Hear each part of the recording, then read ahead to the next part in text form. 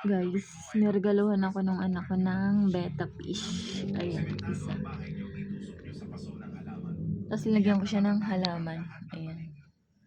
Tapos binigyan na rin ako ng anak ko pa ng isang isda. Ayan, pinagbukod ko sila kasi nag-aaway.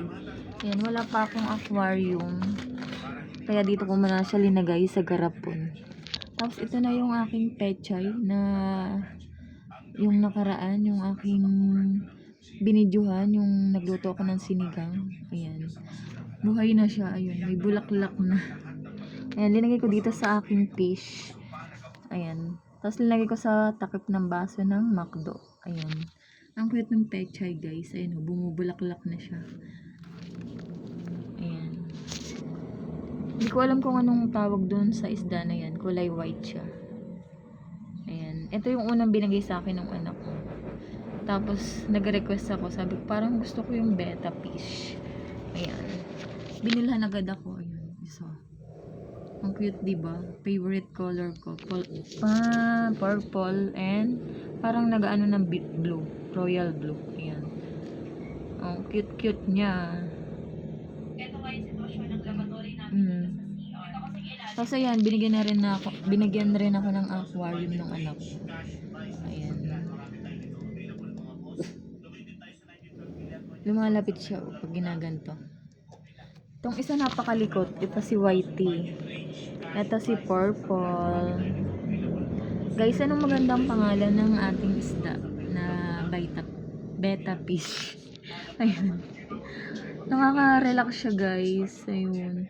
Ang cute-cute. Oh. Hindi ko alam kung ano pang papangalan ko.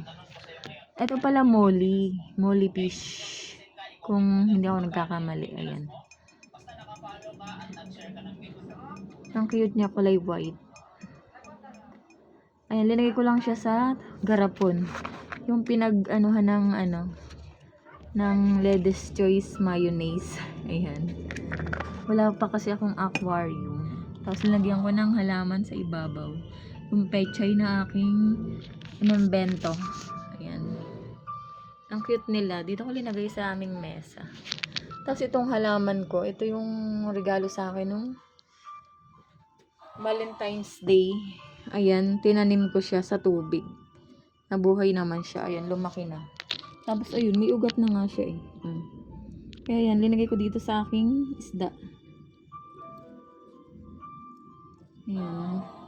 Regalo lang to sa akin ngayon ng anak ko. Ang cute, diba? Ang magandang ipangalan dito sa aking betta fish. Tapos ang cute ng aking si Molly. Yan, silang dalawa.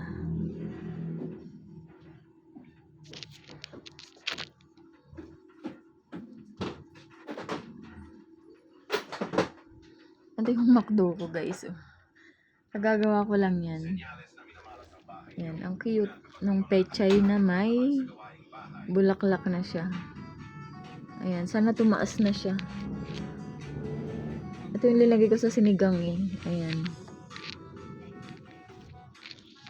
Ayan, sa mga nagtatanong ng aquarium, lalagay natin dito sa yellow basket.